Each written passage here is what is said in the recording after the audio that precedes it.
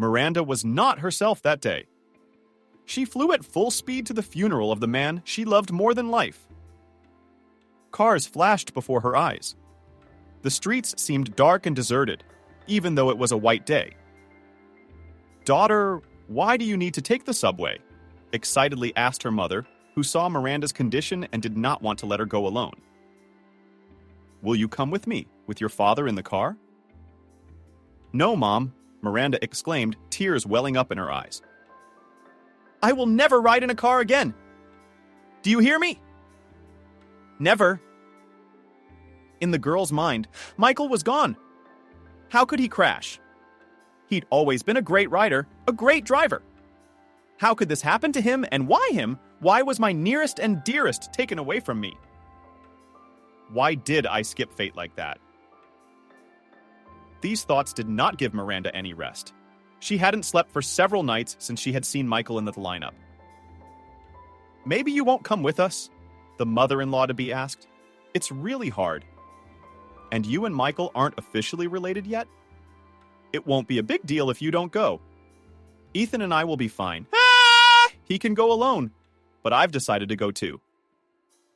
No matter how hard it is, I'm his mother and I'm his wife," Miranda screamed. "We may not have formalized our relationship, but that doesn't change anything. I'm his wife, and he's my husband. And I have to see him. I have to see him." Miranda had never been so terrified in her life. It was the first serious blow of fate to befall a girl from a good family. Miranda grew up in an atmosphere of care and love. Parents have always had a heart for their daughter. Michael carried his beloved in his arms. As much love as she received from him, she will never be able to give any man. She doesn't want that. He'll always be the only one in her life. She could never love anyone else. Seeing Michael so cold and breathless, Miranda almost fainted. Ethan barely had time to pick the girl up. "Are you sick?" he asked. "Why would I ask that? I can see that you're not feeling well." "Come on, let's get some fresh air, Kelly." The man turned to his wife. "Please sign all the IDs and get our son's things. Wait for me in the car. We'll be right there." Once in them, Paparadaka Makrabawi, Wanaranasam, Miranda could not contain her emotions. This pain she was feeling at that moment came out. Miranda couldn't control it. "Are you pregnant by any chance?" Ethan asked, when the girl's reaction to what was happening had come to an end. "Did you eat anything this morning?" "No," answered Miranda. "I only had coffee." "No, I don't think you're pregnant. It's just stress." "Excuse me, please, let's get out of here." Miranda was very embarrassed and ashamed. God, what a horror, she thought, as she lowered her gaze to the pavement where the slimy sludge had pooled. How she wanted to get out of here as quickly as possible. The unfulfilled father-in-law put the girl in the car, where she was rocked. At home, everything repeated itself, and Miranda realized that it was necessary to go to the pharmacy. "Do you want me to tell you?" Kelly asked thoughtfully. "Yeah. Are you in this condition? Where are you going to go now?" "No, I don't have to," replied Miranda. "I'll go myself." The test came back positive, which was no surprise to Miranda. She understood that it could happen. What's the big deal? When two people love each other, pregnancy comes naturally. She will be able to put the baby on her own feet. The family will be supportive. But how will she raise him without a father? How will she tell her baby about daddy? How will she even go on without him? That's what Miranda didn't understand. The pain was unbearable, and the girl didn't even hope that she would feel better someday. It's an irreparable loss that cannot be accepted. And if it's worth living, it's only for the child. She has nothing else to live for. Nothing else makes any sense. Money, a bright future, art school, prospects. It's all suddenly so unimportant. Everything she had been striving for, everything she wanted to achieve, had lost any meaning and was no longer important or necessary. "Miranda!" Kelly exclaimed when the girl informed her that she was expecting a baby. That's wonderful. But the joy was quickly replaced by sadness, and after a few minutes of silence, the woman added, "This baby is the only memory of our son. All that's left of him. Take care of him, and we'll help you in any way we can. We will never leave you." Miranda's mother was happy too, but she was very worried about her daughter. "You mustn't be nervous," said Clara. "You have to pull yourself together, eat properly, take care of your health. This is no joke. And yes, when you're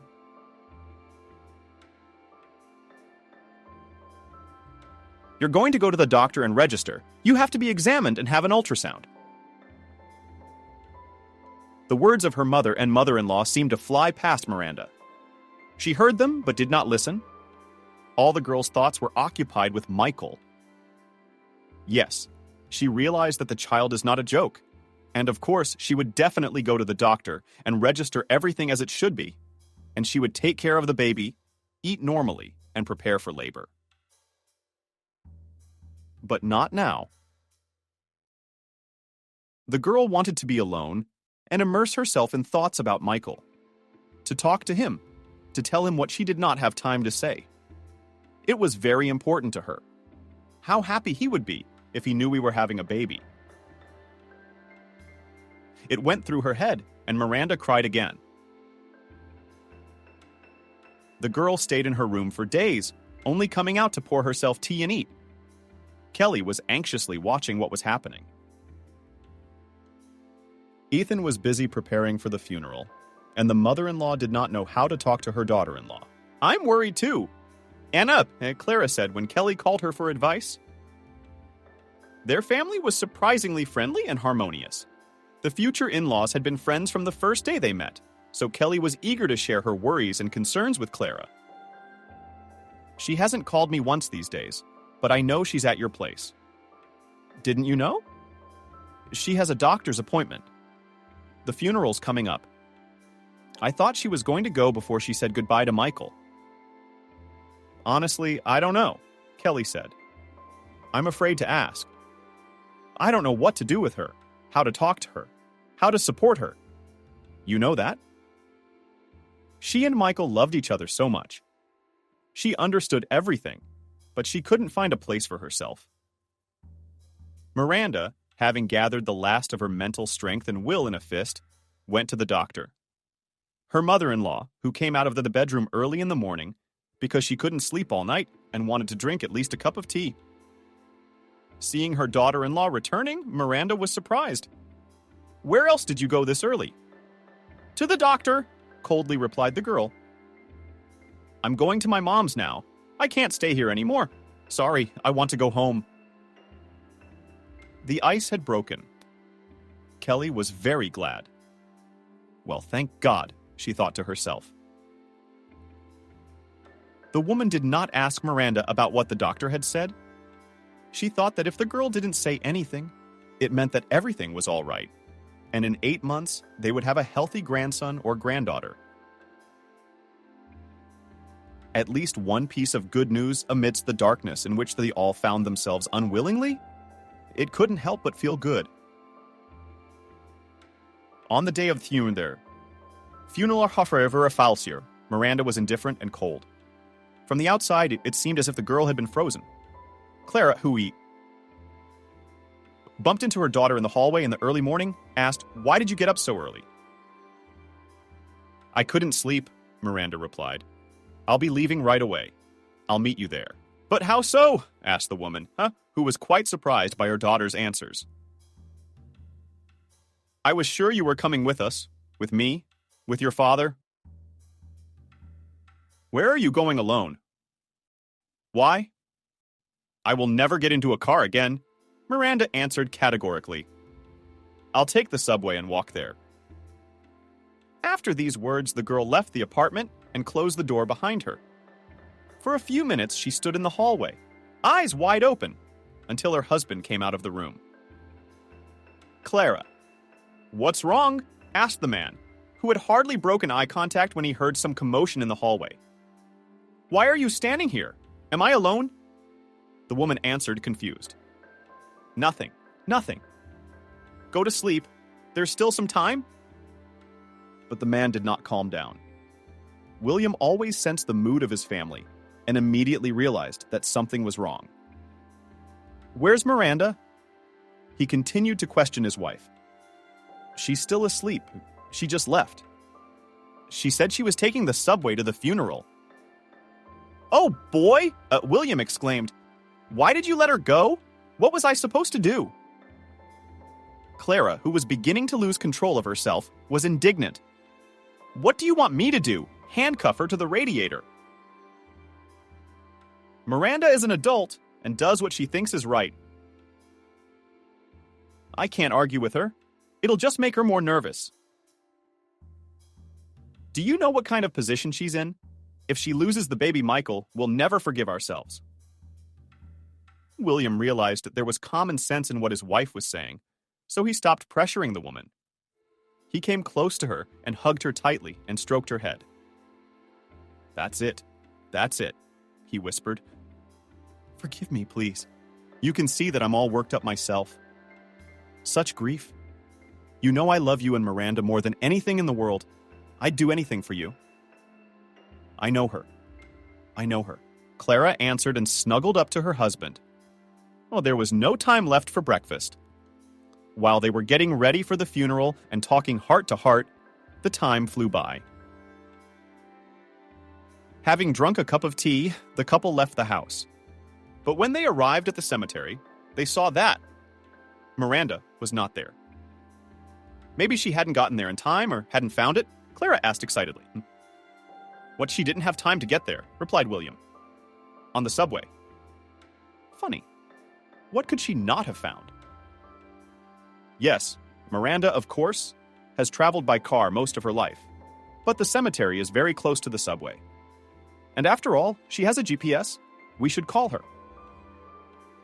The man dialed his daughter's number several times, but the caller was unavailable. Something's wrong.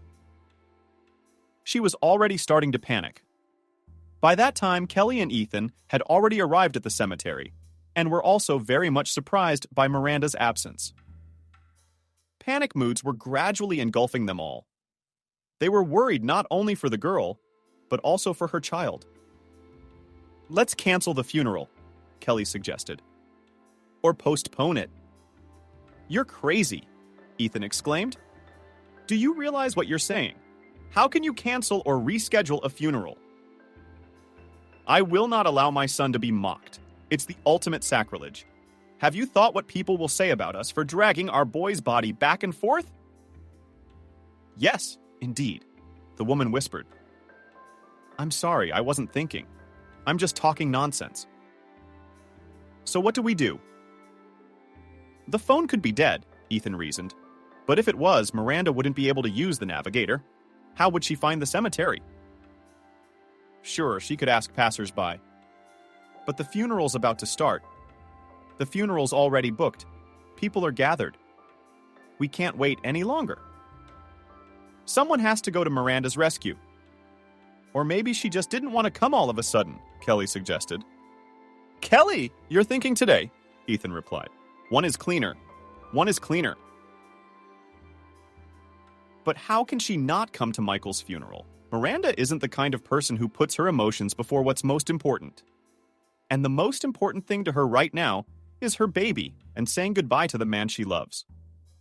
She loved Michael, and there can be no doubt about that. She's carrying his child, and she'll be there to say goodbye. I'm sure of it.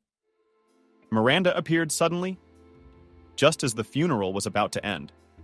Out of the blue. It was as if she'd grown out of the ground.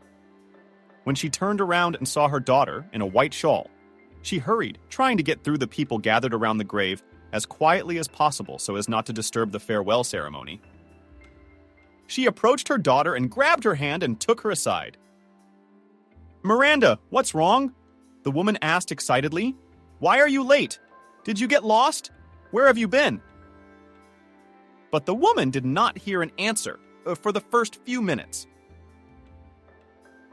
Miranda looked at her with glassy eyes and could not utter a word. only after a few minutes, and the girl tore her hand out of her mother's hands and ran to the grave. The frightened Clara followed her. The girl was behaving inadequately, and the woman understood it, so she tried her best to prevent a public scandal that would have turned serious for the whole family. But she failed to do so. "He's alive!" Miranda screamed, ran up to the crowd of people who came one by one to say goodbye to Michael. "He's alive." "You're burying the wrong man. Open the coffin." "I demand it now." Miranda, jumping on people. Some who tried to leave the cemetery were almost knocked down. Clara, as best she could, tried to calm her daughter, at the same time explaining to the amazed crowd that the girl was just stressed. The woman mumbled something under her breath as she dragged her away from the grave. She couldn't manage on her own, and Ethan came to her aid, barely able to squeeze through the crowd.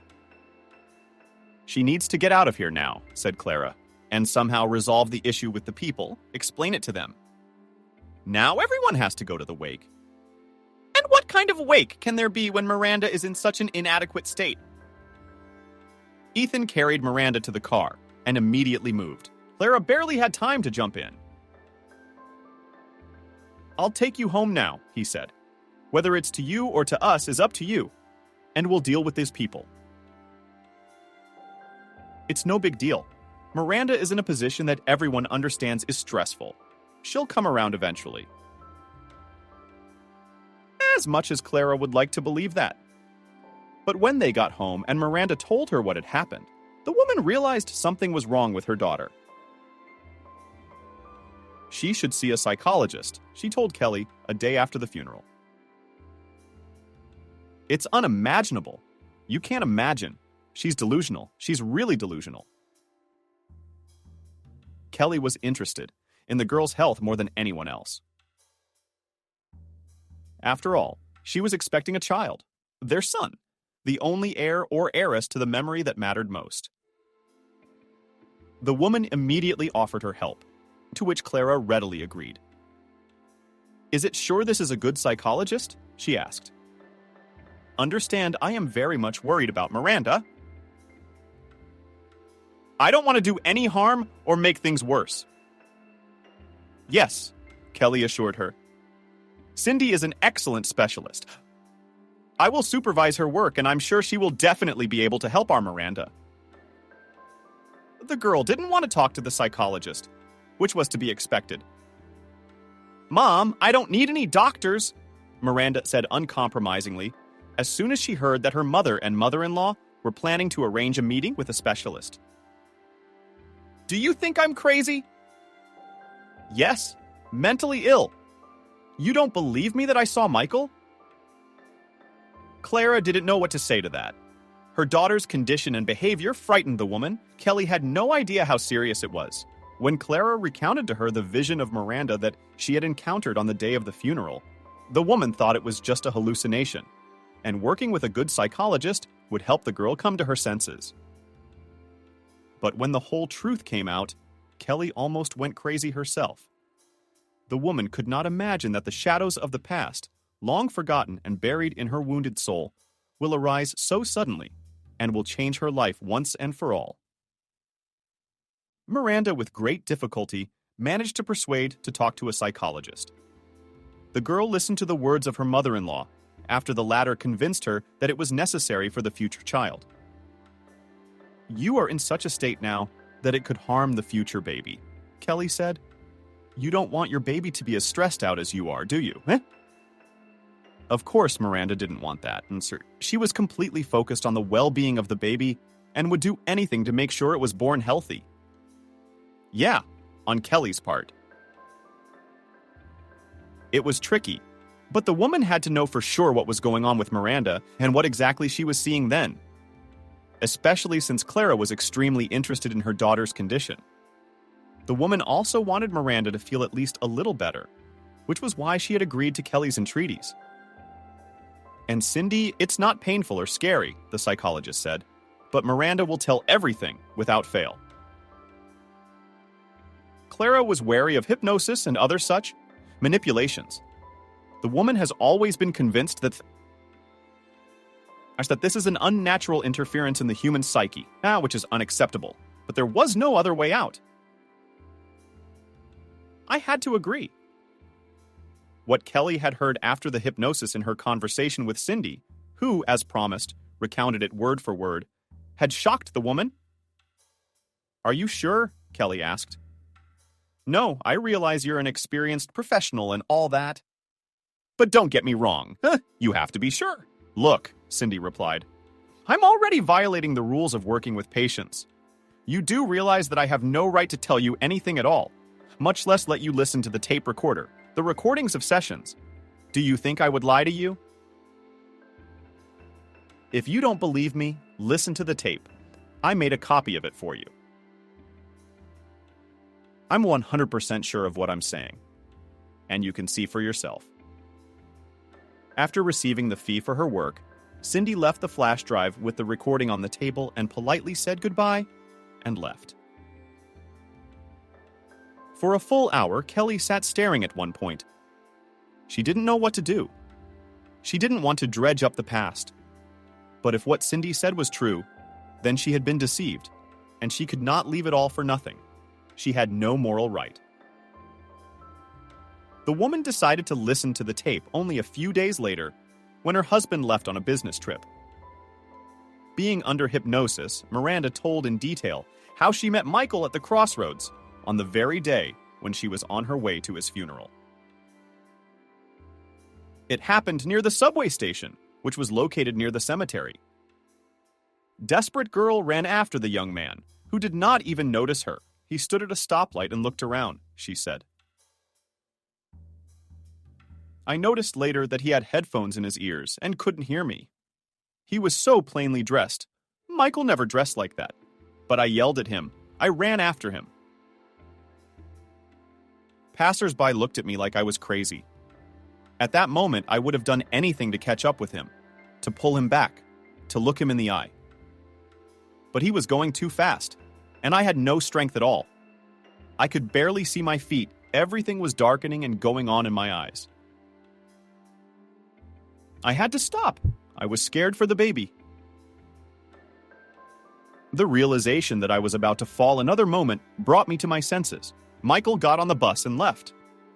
I certainly wouldn't have had time to keep up with him. It was unreal. When I missed him, I wandered to the cemetery to tell everyone that they were burying the wrong person. My Michael is alive and well, and I will never believe otherwise. I will definitely find him and find out what happened back then. How did he survive that terrible accident? And there's no stopping me. Miranda didn't doubt for a second that she had seen Michael at the crossroads. The girl would never mistake him for anyone else.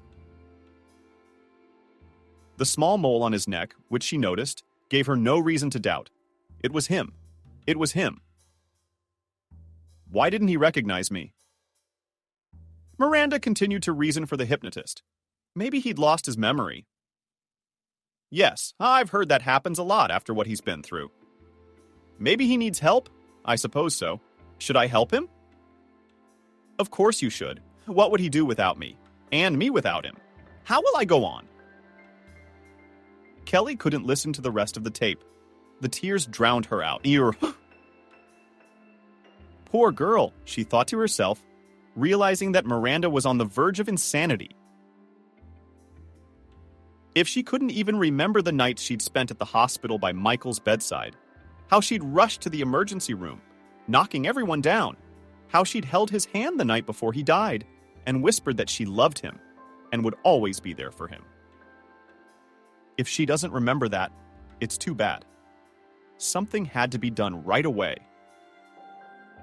Kelly's mind raced. This can't be left like this. After waiting for her husband to return, the woman decided to talk to him about everything. Only he could help. Only he remembers that terrible day when their life was divided into before and after. And only he will be able to find a way out of the situation and decide how to act. Returning from a business trip, Ethan immediately sensed something was wrong. His wife was blacker than a cloud, and even the freshly cooked food seemed sticky and unpalatable. "What's wrong?" he asked. "How's Miranda?" 40 days soon? Are we going to have another wake? How can she stand it? Maybe it would be better not to come." At that moment, Kelly could think of nothing but the upcoming conversation with her husband, for which she had been preparing for days. She didn't know what to say or where to begin. It all came together on its own. When the woman began to recount to Ethan what Cindy had told her. "But that's not exactly ethical," the man said thoughtfully when he learned that his wife had asked the psychologist to listen to a recording of a private therapy session. "And if Miranda finds out, she'll never forgive us, and she won't forgive you." "Kelly, that's not okay. You shouldn't have done that." "Ethan, do you really want to talk about this right now?" the woman asked irritably. "I think that something else is more important right now." Ethan immediately realized what his wife was implying. The memories were very difficult for him, so he tried not to revisit them for many years. There were too many worries and troubles to wallow in the pain. But when Kelly reminded him of the nightmare he had experienced, his heart thudded. For a second, it seemed to the man that all those years during which he'd been so desperate to succeed didn't exist. Making money, naming a fortune, it was as if he was back in a time that few people knew about. Perhaps only he and his wife remembered the life they had before they got on their feet. Even Michael, the spouse, never spoke of their past. Witnesses of those days of events were long gone, so no one could tell the boy about how his parents lived in their youth. It was completely unnecessary. Why tell about something that would be better forgotten forever? But, hey, apparently, fate had decided that the past would not only be remembered, but also revisited. No one around them knew that Kelly and Ethan had been very poor a long time ago. They carefully hid the fact that they were born and grew up in the same village. They lied that they'd met when they were in college. In fact, they had been together since their early youth. Neither he nor she knew their fathers.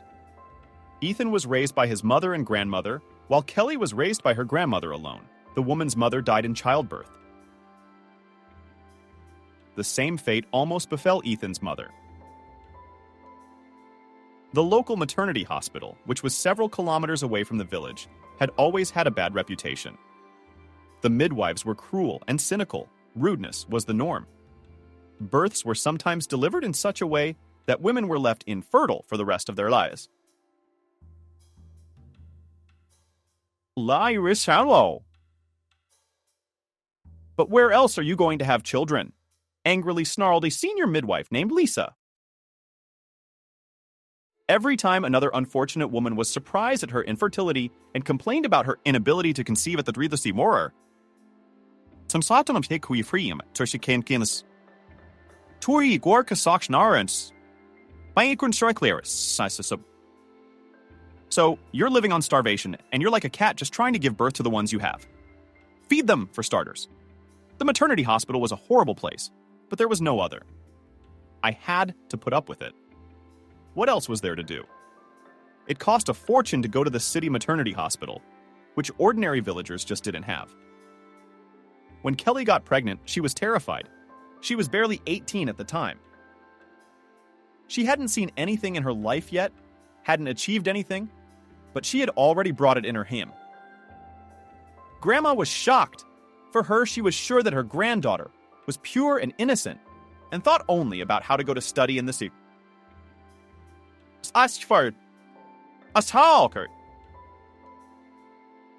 The news of the pregnancy was a real blow. You only tell me one thing, she whispered, wiping away her tears. Who forced you? Or you only yourself? She's not hiding anything. I need to know who gave you the belly. Hearing that the culprit was the local Dinka, whom Kelly had been friends with since childhood. The woman calmed down. Well, thank God, she exhaled. At least she didn't have to carry children from some goddamn freak. The woman knew what kind of houndsmen were in the village. She herself had once been killed by one against her will. She didn't want daughters. She was still a girl then. She never told anyone about this case. She was ashamed to hide her eyes in front of her husband.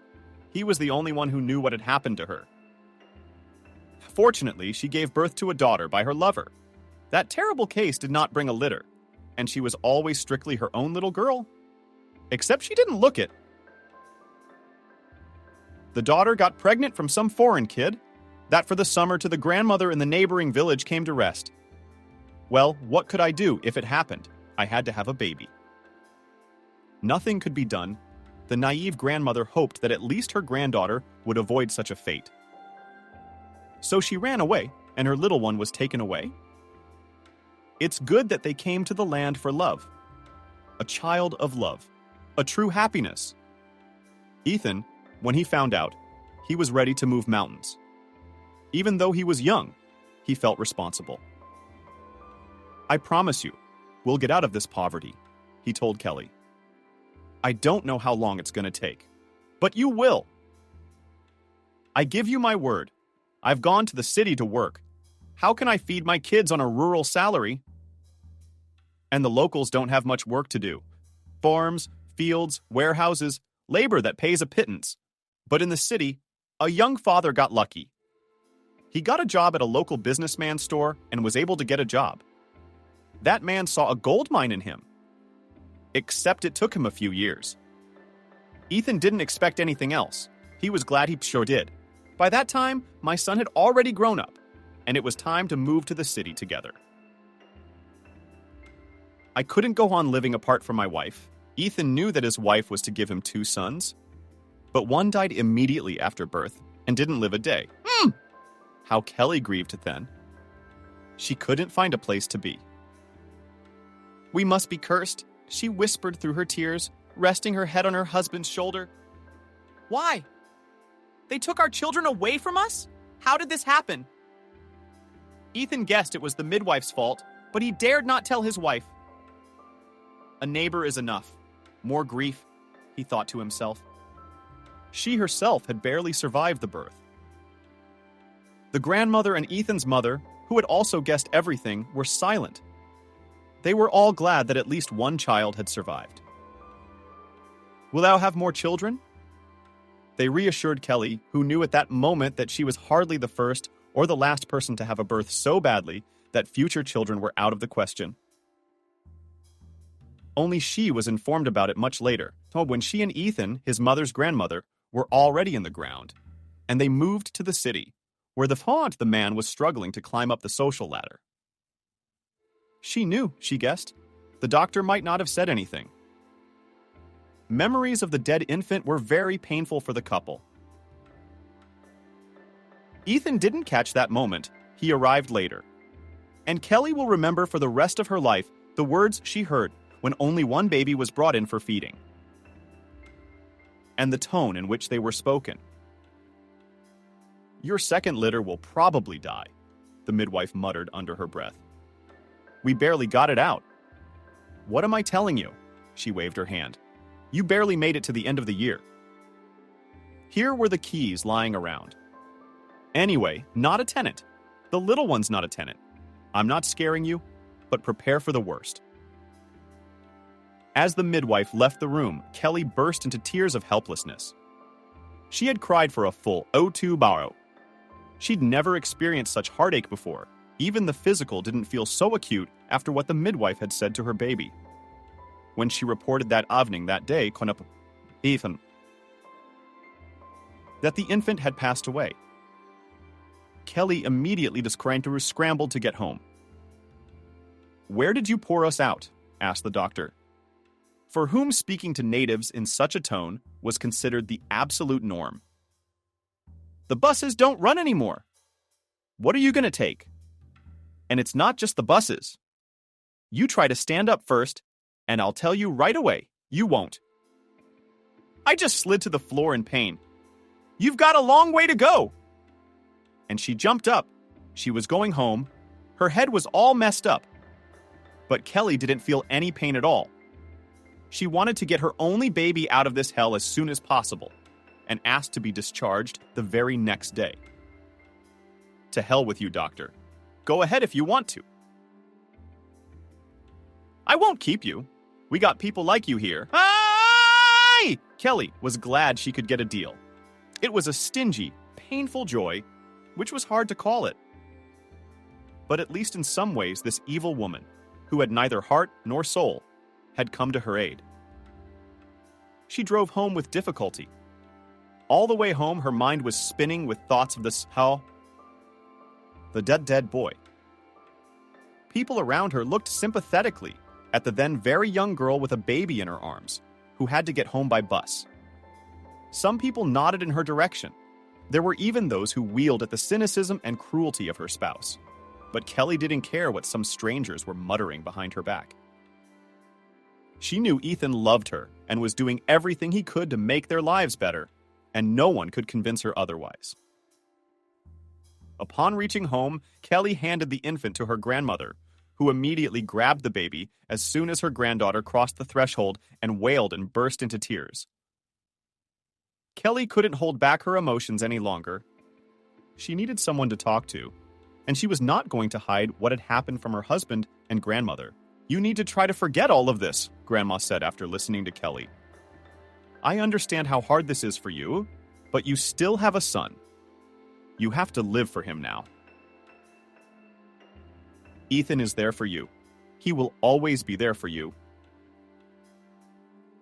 Forgetting is easy to say. It wasn't easy at all. Kelly wasn't about to forget the child she'd carried for 9 months. It took her a long time to get over it. She dreamt about the baby every night. She had never seen him alive, but his image was before her, the clear outline of the boy who was to be born. He deserved life, was worthy of it. Why had fate treated him so cruelly? The hustle and bustle, the turmoil, kept Kelly distracted.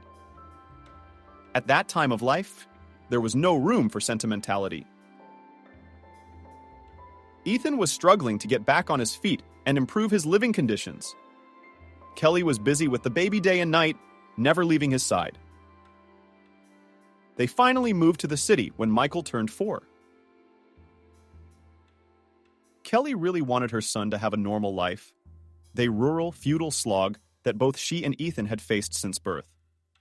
The woman was grateful to her husband for his efforts, which were not in vain. Fortunately, Michael hadn't known poverty, hadn't seen all that his parents had had to endure. He never had to choose between candy chicken. Unlike other village children, he never needed anything. But despite his family's wealth, Michael did not grow up selfish.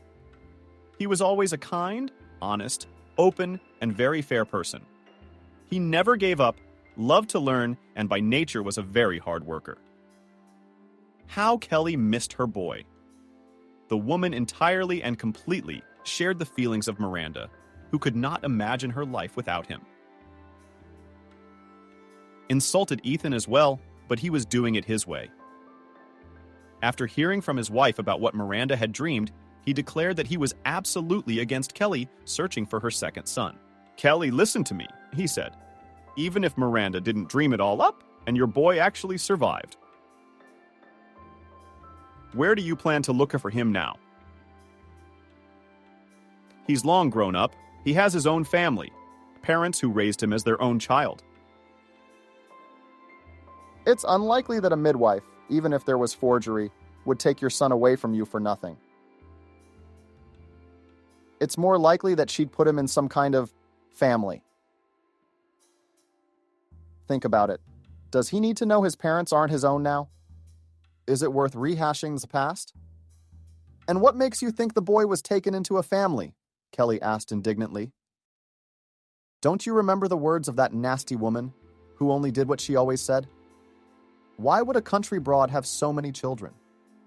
Maybe she deprived me of one child solely out of her beliefs, thinking that he would be better off in an orphanage than in my then poor family. Or maybe our boy needs help. You didn't think of that? I thought of everything, answered Ethan. And I've heard you and I realize that you should hear me now. I'm sure it's foolish to look for our boy after all these years. It won't get us anywhere. And why don't you think that Miranda imagined it and our son really died then? Why would you suddenly, after hearing the providence of a girl who is in a state of deep stress, think that the midwife took your son away from you and gave him to someone else? Someone? And let's get this conversation over with. I didn't tell you all this so you could convince me not to look for our son.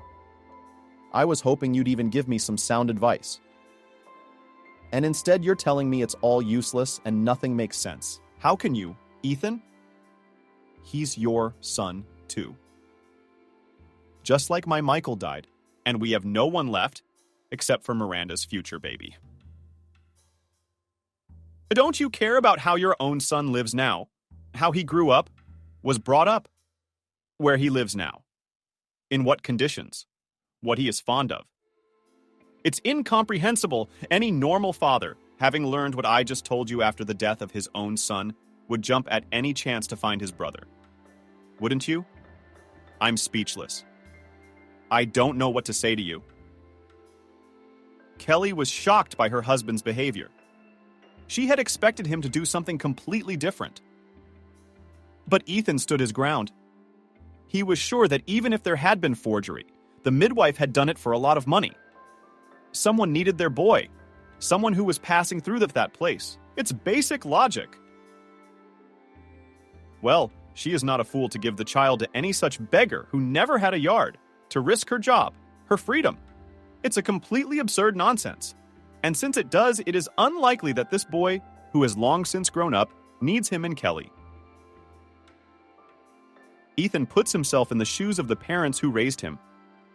How would they feel when his own mother and father showed up on their doorstep? They had put their heart, energy, and time into this child. They loved him as their own, saw his first steps, heard his first words. How will they all react to the fact that after so many years, some woman who lost her son accidentally found out that his brother is alive and decided to find him? And most importantly, does the boy's father know that he is not his own? Ethan put himself in the man's shoes and couldn't even imagine how he would feel if he found out that Kelly had deceived him. He could also understand the feelings of this woman who had dared to do such a thing. It would ruin their family if they lived together for as many years as he and Kelly had. There were too many, but that Ethan could understand. Kelly, on the other hand, was genuinely perplexed that her husband was willing to sympathize with everyone around him and get into the position of complete strangers who had stolen her son from her for whatever reason. And pity everyone but her, a mother who had lost her child. And now it turns out it's not one, but two. I'm going to the hospital, Kelly said, walking into her husband's office an hour after their conversation. I'm going there, and I'm going to make that filthy thief tell them the truth. I won't have her to turn away. I don't have you, I say? Asked Ethan, whose eyes bulged when he heard of his wife's plans. Kelly, think about it. This could end very badly. It can't get any worse, the woman replied. If our son lives in the same town as us, and if fate has brought him and Miranda together on the very day we buried our boy, then I must find him. It's a sign from above. It was sent to me as a signal, and I have no right to ignore it. Don't you understand? Ethan had the impression that he was going mad. His daughter-in-law, who carried his only grandson under her heart, was losing her mind and focused on her hallucinations. His wife, after hearing about his daughter-in-law's visions, decides that her son was stolen by a midwife and given to another family. She's about to go to the maternity hospital where she gave birth 20 years ago. And in fear. For the truth from the midwife? Had he known his life would take such a turn? If someone had told him, he would have laughed and not believed it. And now this was his reality to get out of. But the man had no idea how to do that. It had gone too far, and it wouldn't end as easily as he would have liked. Finding midwives proved difficult. As Kelly had suspected, the woman had long since quit the maternity hospital. At the time of her delivery, the midwife was over 50 years old. Of course, her time had long since come, and she had retired. Thank God, Kelly thought to herself when she found out. She was scared to imagine what would have happened to the women this Camille would have delivered. In her 70s, it made her search a little more difficult. Kelly had to talk to the head of the birthing center, who, despite her advanced age, was not about to part with her position. This was not surprising at all. What else was there to do in her old age? A single childless woman with no children who needed help. She had none. No grandchildren to unschool either. Work was her only job from Radha. And as it turned out as the conversation progressed, the woman knew a lot more than Kelly could have imagined. When the woman explained why she needed Camille, Jenna immediately understood. It was the only time in the maternity hospital that a midwife had dared to fake a baby. The superintendent not only didn't stop her from doing it, she helped her. I understand, Jenna said meaningfully, listening to Kelly. I'd love to help you.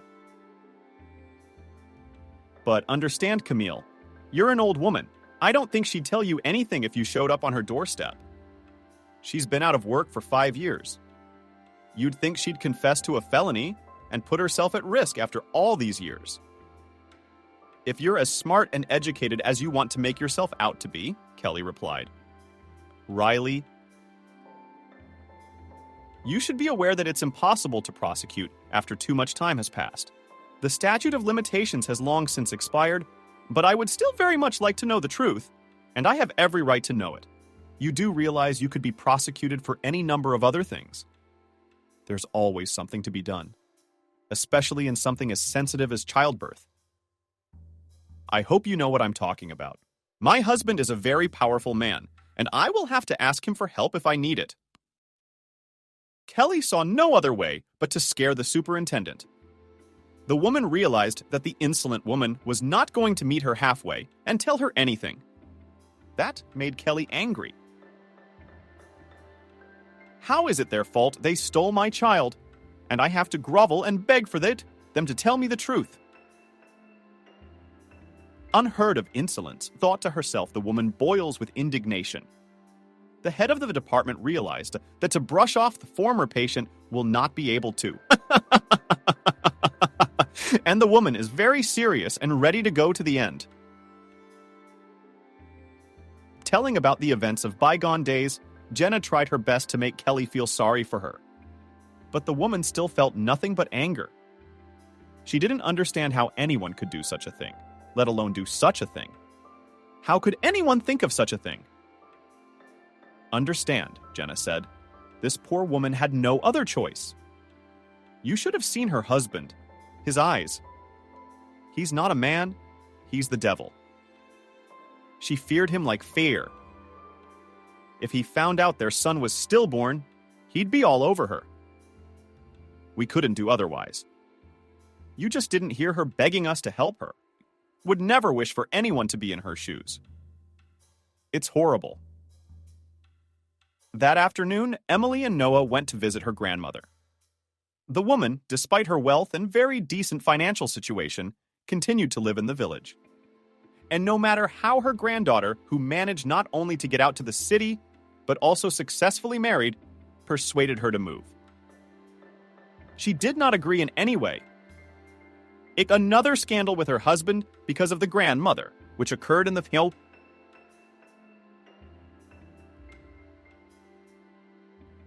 family. Regularly, occurred on that fateful day. The old woman called Emily and complained of feeling unwell. When is your old one going to die? Disgruntled Noah stormed, going with his wife to the village. What the hell is she thinking? She knows you're pregnant, that you're carrying my son, who I'd tear anyone apart for. Why didn't she agree to babysit when I offered? What kind of senile caprice is this?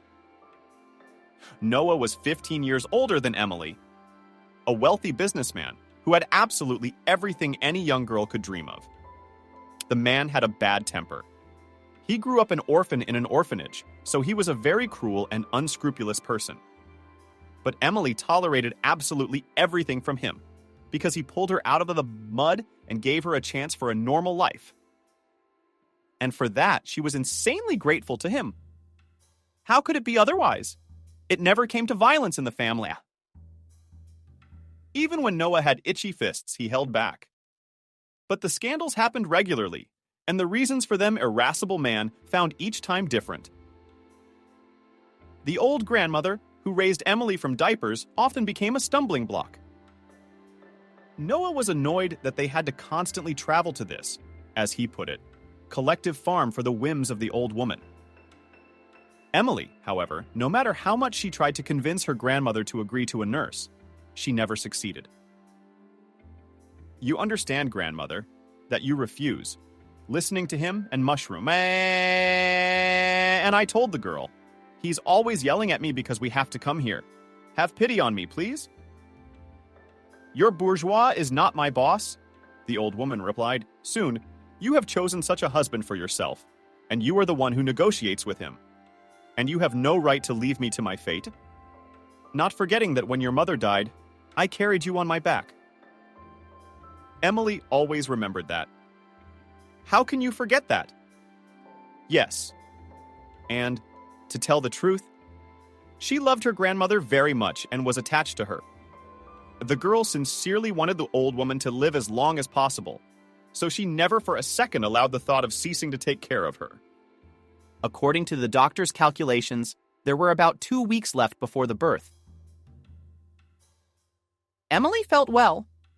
She had had a surprisingly easy pregnancy, so she had no fear for herself or the baby. She could not even think about the fact that the birth would begin early. The girl was observed by one of the best doctors in the city, and she certainly could not be mistaken in the terms when she felt a sharp pain. Strongly surprised.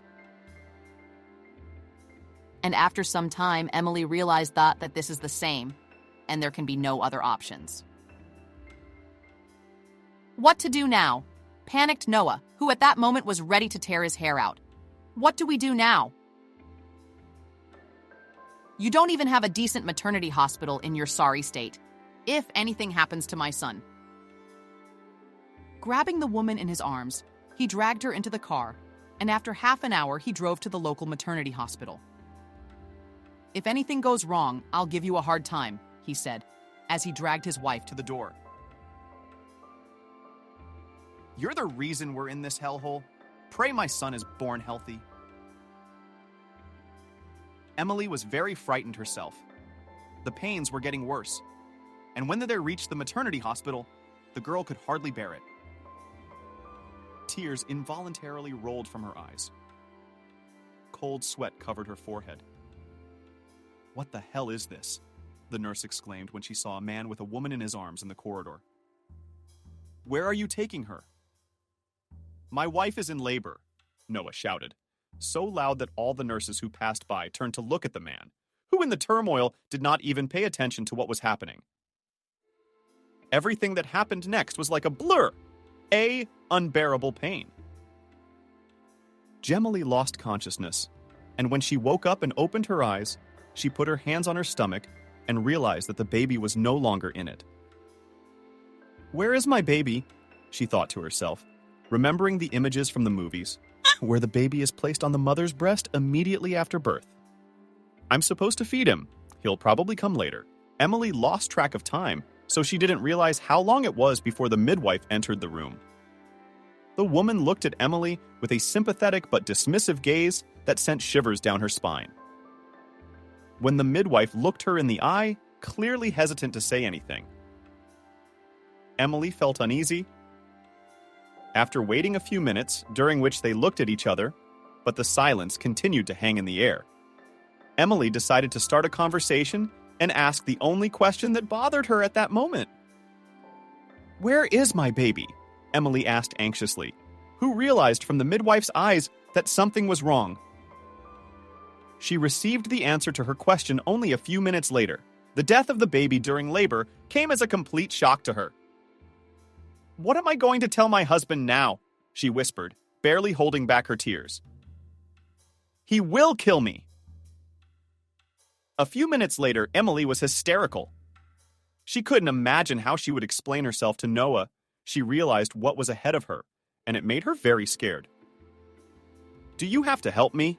she muttered, clinging to the midwife's robe. "I'll pay you any money. I'll kneel before you. I'll do anything you want. Just help me. I beg you." Kelly was the only woman in labor that day to give birth to a boy. All the other women gave birth to girls, among them 2 rejected babies. In the process over the valley, Camille offered her a replacement baby, but she looked at her with bewildered eyes and said, "Are you suggesting I take a girl? Are you out of your mind? My husband would kill me. We were expecting a son, and he will only accept a son. He knows we're going to have a son. I can't fool him." Camille was disappointed. She wanted to do a good deed, to help an unfortunate woman. Desperate women who had lost a long-awaited child by coincidence, and placed one of the abandoned babies in a full family. She couldn't just go on a malfeasance and agreed to give up the boy only for a lot of money. "I don't have that much on me," Emily said. "I can give you all I have." And so she handed the woman a weighty gold chain and earrings. "Take more jewelry or money. I envy you." A little later, Camille thoughtfully refused the jewelry. What the hell did she need it for? And the pieces were too primitive. I don't know who would buy them back. If Emily's husband ever saw them on anyone, he'd recognize them. It wouldn't take much to unravel the whole tangle. "Well, I promised you the rest of the money the other day when the midwife refused to take the jewelry." "Watch it, wench!" Camille threatened me. "If you cheat on me and on yourself." Noah was so happy when Emily and son were discharged from the maternity hospital that the girl's request for a substantial sum of money for the grandmother did not arouse any suspicion in him. The man was not a superhero and very rarely restricted Emily in finances. Such a measure of punishment to his wife he used only when she misbehaved. Emily had not been seen in such behavior lately. The old grandmother with her whims did not count, so the girl had money already the day after the birth when the spouses went to the city. Emily asked her husband to buy flowers and candy on the way, and under the pretext of gratitude for the safe delivery offered to stop by the Tgrit.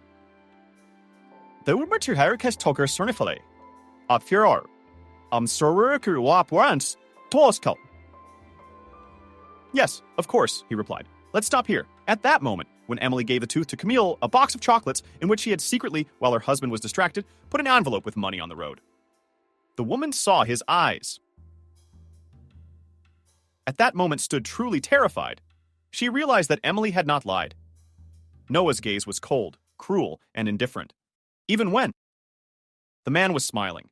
His eyes sparkled with an unkind gleam. Camille realized she had done the right thing. A man like that was capable of anything, if anything was done out of his will. Saying goodbye to the midwife, the couple left for the city once and for all. 3 years later, the grandmother passed away, and they never went there again. Kelly heard everything she wanted to hear, and as shocked as she was by it all, the curious woman, who was always used to leaning on common sense and reasoning logically, was interested in a few questions. She did not hesitate and openly asked them to Jenna. What was there to lose already? She knew everything, and there was nothing she could do about it anymore.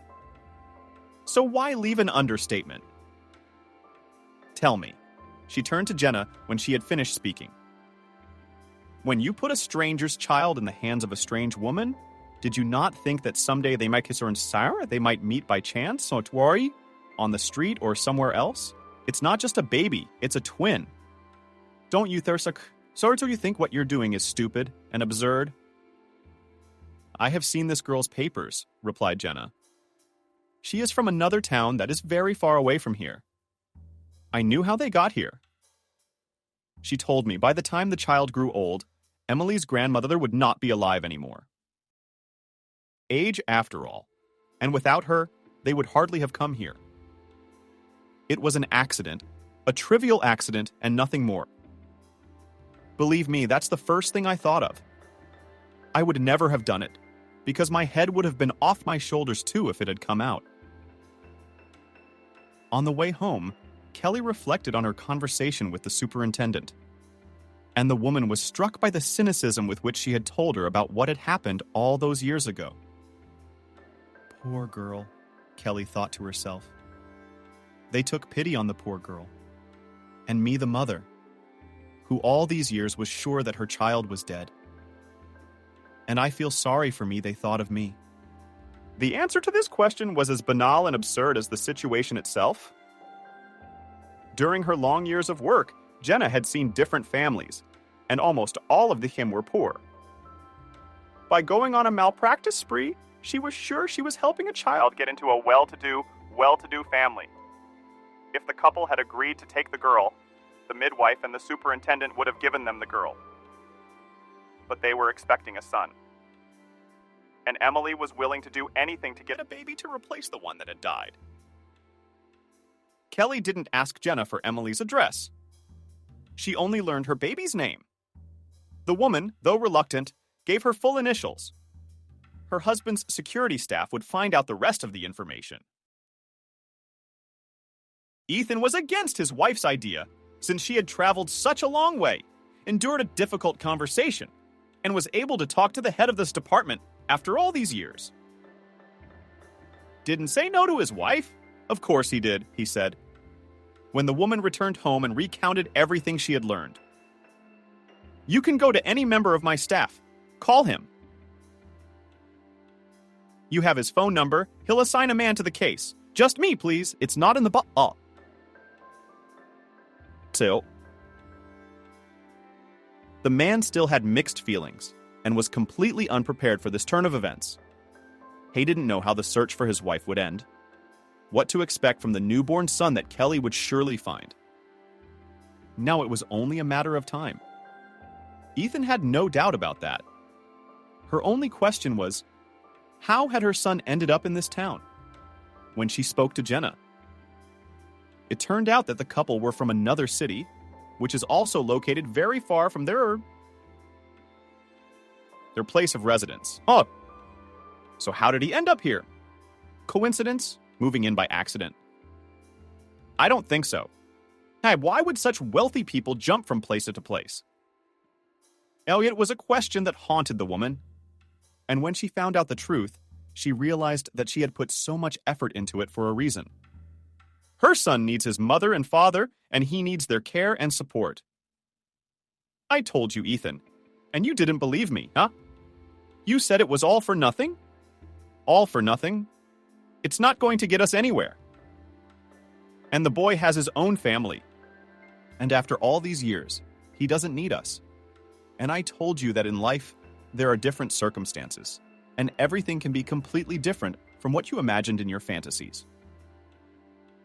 Putting the folder in front of her husband with the information about her son that her husband's security officer had gathered, Kelly confirmed that she was right.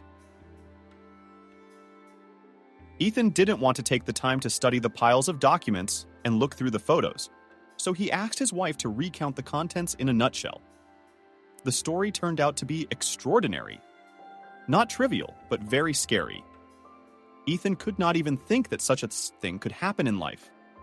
In fact, such cases happen everywhere. It's just that he, accustomed to living in his own vacuum, never paid close attention to such things. And, fortunately, he never had to face it himself.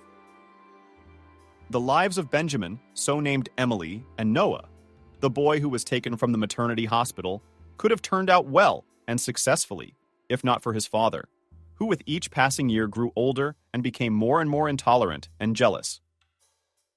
One son was not enough for him. He wanted more children, but the years went by. But Emily was never able to get pregnant again, which made her husband aggressive and furious. Noah was sure that sooner or later, the moment would come when Emily would get tired of tolerating the old man he was turning into, and she would decide to file for divorce. It really was not far off. The last years of life with her husband, the girl increasingly caught herself in the thought that if she competently divorced, then even the lack of education and work experience will not prevent her to provide a tolerable life for herself and her son. Noah could not allow this to happen. The last straw in the cup of man's patience was that when Benjamin went to kindergarten, Emily decided to go to school. "I stay at home as it is better," reasoned the woman. "I don't see anything wrong with getting an education." Why not? Many women successfully combine work and family. Why can't I be one of them? "Because I don't want to," answered Noah. "What makes you suddenly decide to change your lifestyle so drastically? Do you want to go to work so that you can you can show off your fame in front of men? I know all that. You try to be a secretary and then you're going to start walking out on me? No, Emily, you stay home." For the first time in years, the husband began to restrict his wife's finances. Noah was literally counting every penny, although he had never spared money for Emily before. But the worst thing was not in this, but in the fact that the man completely ceased to control himself and began to spread his hands. The woman was afraid not so much for herself as for her child. But every time when there was another conflict between her and her husband, he worldly stranger and said, "Do not worry, my son I will never touch. He is my everything. But you." Emily put up with how much? She could.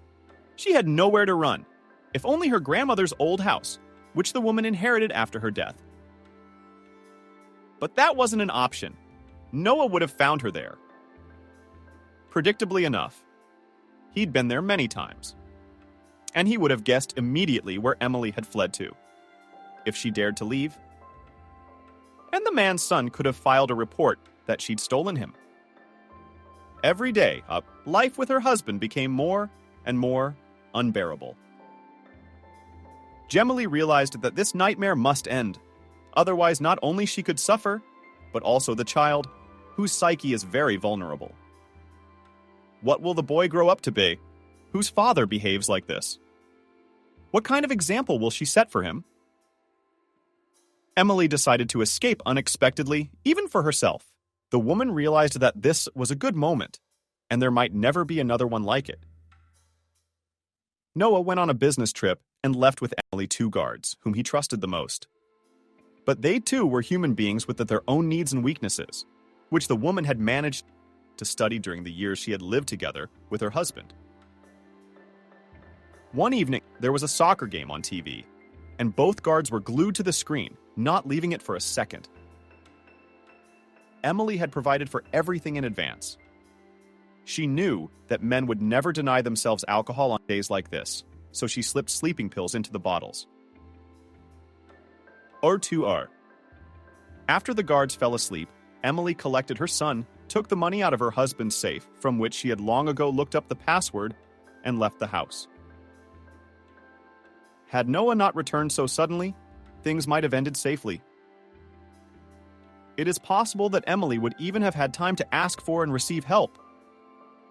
But things turned out just as badly for her. Several events planned for the business trip were canceled, and Noah, who did not want to live out his remaining days in a hotel, decided to return home. All meetings with business partners were done, all negotiations were over. There was nothing more for him to do in a foreign city. As soon as he crossed the threshold of the house, he immediately felt that something was wrong. And when he found the guards asleep, he realized that Emily had escaped. He did not doubt it at all, and did not even go to check the bedroom and his son's room, but immediately called the head of security. An ill-considered, stupidly organized escape had cost the line its life. But Noah did not get away with it this time either. He was apprehended 200 hours after Emily's body was discovered at the apartment in where she planned to hide out for a while with her son. The boy was taken to a children's home immediately after the father went to the detention center. The evidence of his guilt was more than enough. All of them were found in his house. Noah wasn't hiding anything. "Sit down," he grinned, he said during the interrogation. "I have nothing to lose, but no one will ever give me horns." Pathological jealousy, which had no grounds, because Emily, although she did not love her husband, but was faithful to him, left the child, who could have been raised by relatives, loving parents, an orphan. Noah had no relatives who could have taken him into their care. The boy spent the first few years in one orphanage, and then he was transferred to another one in the same town where Kelly and Ethan, Benjamin's birth parents, lived. How much did he have to endure in these walls? But Benjamin was hardworking and determined. He knew that sooner or later he would leave the orphanage with evil teachers and aggressive teenagers, come out into adulthood, and start his life with a clean slate. And so it happened. After graduation from the orphanage, the young man got a room. The apartment turned out to be surprisingly decent. The neighbors are good, responsive people who immediately accepted the new tenant. Benjamin immediately got a job, so as not to lose a day of precious time for nothing. The young man dreamed of becoming a programmer and was preparing to enter the institute. He worked as a bartender and saved money to pay for tuition. Noah died in prison 4 years after his conviction.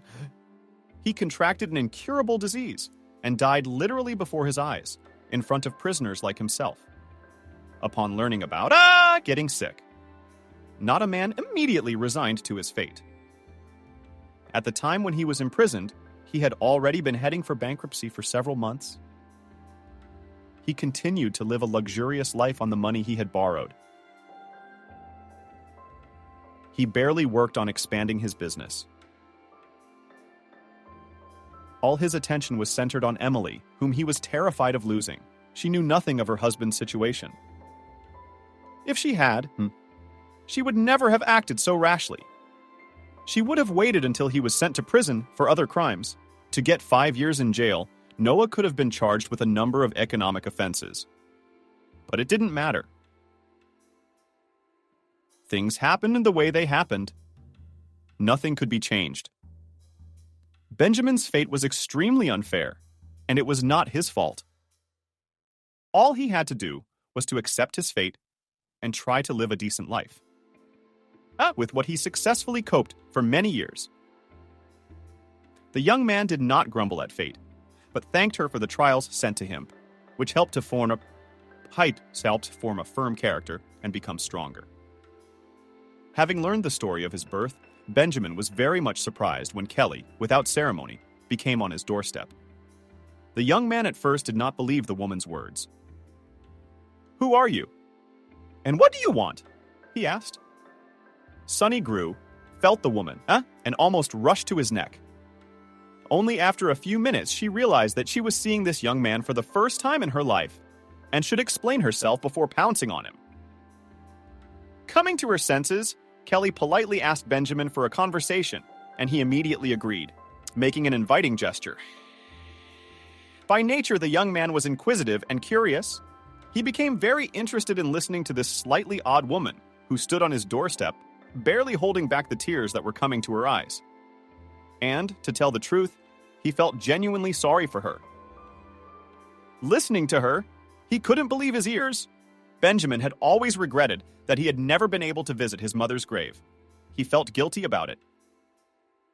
From the orphanage, it was impossible to travel to another city, and when he grew up and moved to live in a room, there was no time.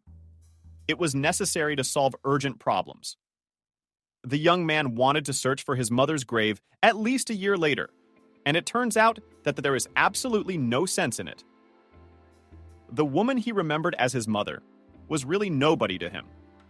She, cynically stole him from his own father and mother, and through her fault he was deprived of the opportunity to be brought up in his own family. All this could hardly fit in Benjamin's head, who by the end of the conversation was barely holding back tears. Kelly showed him a picture of his brother. "Look, son, look," she said. "So far, this is the only proof that I'm not lying to you. Of course, we'll do more forensics, so there's no doubt, but I don't think we're in for any surprises."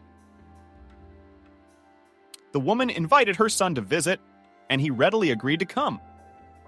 But Ethan thought it was reckless. "What about Miranda?" he asked, Have you thought about her? How will she feel about all this? I get the feeling, Ethan, that you're not happy that I found our son, Kelly replied. I don't understand you. Miranda doesn't live with us. If anything, she's going to find out sooner or later. We can't hide Benjamin forever. We must recognize him and introduce him to all our family and friends. He is our son and our heir. By the way, Ethan realized that his wife was right, but he didn't know what the best course of action was. Nerving his pregnant daughter-in-law was not the right thing to do. Who knows how she would feel about all this? But it was worth talking to her openly and intimately. And Kelly took this important mission upon herself, having consulted Cindy and Clara beforehand. I think you should tell her yourself, Cindy said thoughtfully. When the woman tried to persuade her to talk to Miranda, is this your story? Is it about you and your life? I'm just a psychologist. I can't take on that kind of responsibility. All the more reason for this conversation to go down the line. Start by saying that she wasn't wrong to allegedly run into Michael at the intersection. Tell her that her favorite fiancé had a twin brother who was stolen as a baby. Just tell it like it is, not holding anything back or hiding anything. Miranda is feeling much better already. I'm sure she will understand everything, having collected her thoughts and thoroughly prepared for a serious conversation. Kelly invited Miranda to visit. She immediately agreed to come. There was a note of joy in her voice. You haven't called in a while, have you? She said. It's so good that you called. I thought you'd forgotten about me. Oh, come on, Miranda. You're welcome, Kelly wailed back. How could I forget about you? You're the mother of my future grandchild. You're my nearest and dearest. I just have something important to tell you. I really hope you'll understand. Miranda was surprisingly calm and rational. As she listened to Kelly, she didn't interrupt her once. And when she finished her story, she asked, So I saw Michael for a reason, right? I mean, I wasn't wrong. It wasn't a hallucination? Yes, Miranda, the woman replied. You weren't mistaken? It wasn't a hallucination. You weren't dreaming? It was Michael Benjamin's brother. Only he doesn't even remember that moment because he didn't notice you. And even if he did, he wouldn't recognize you because he's never seen you before. I'd like to meet him, Miranda asked. Is that possible? Oh, of course, Kelly couldn't refuse Miranda. But the woman seriously feared for her and Benjamin's future. What if the girl just wanted to replace Michael, whatever ideas she had in her head? Thinking about the situation, Kelly decided that it was for the best. Let them socialize. She reasoned as she discussed what had happened with her husband. But why not? Ethan agreed. We can't hide Benjamin from Miranda. It's too stupid. For the first time in a long time, the family was at peace. Kelly and Ethan had stopped fighting, The man was glad to meet his son and sincerely regretted not wanting to look for him. The young man had exceeded all his expectations. So calm, reasonable, responsible, and intelligent beyond his years. The family evening passed in a cozy atmosphere. Parents talked with their son about everything in the world, and despite the fact that they did not know each other at all. Communication came surprisingly easily to them. That's the kind of man Benjamin was. Simple and good-natured. His ordeal had not affected his personal qualities. And that was perhaps the most important thing for Ethan, who was afraid to look for his son. Partly because he seriously feared for the boy's upbringing. A family can be well-off and wealthy, but people can be different. The husband never shared his concerns with his wife, citing other arguments. And only after meeting Benjamin was able to confess to Kelly why he was against her search in fact. You're a fool, she said in her heart. Whatever he is, he's still our child. Even if he had abused and turned out to be a criminal, Ethan asked. Even if he did?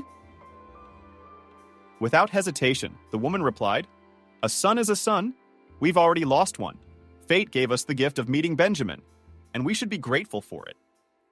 And even if he didn't live up to our expectations, we should still welcome him into the family and help him in any way we can, because he is our son.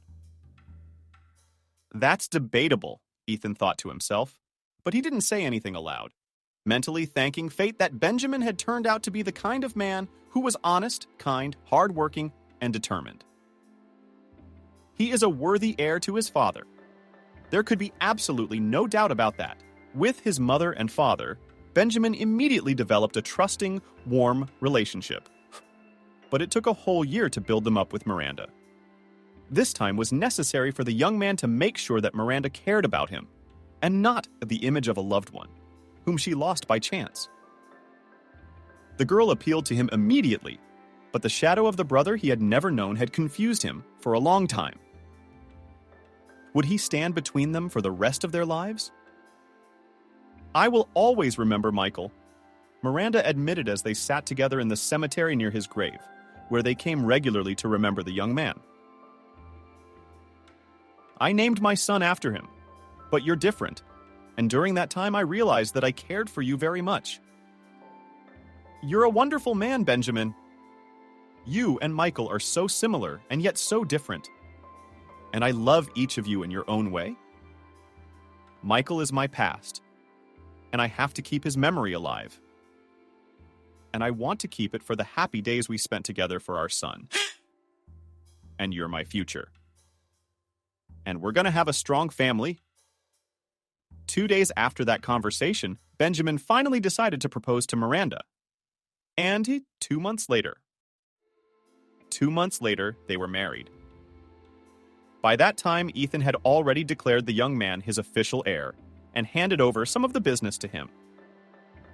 And in a few years, Miranda and Benjamin became not only a happy, but also a large family. 2 years after their wedding, they had another son. And 2 more years later, a daughter. In these joy-filled moments, Benjamin was once again convinced that he loved life very much. And Miranda shared this feeling with her husband.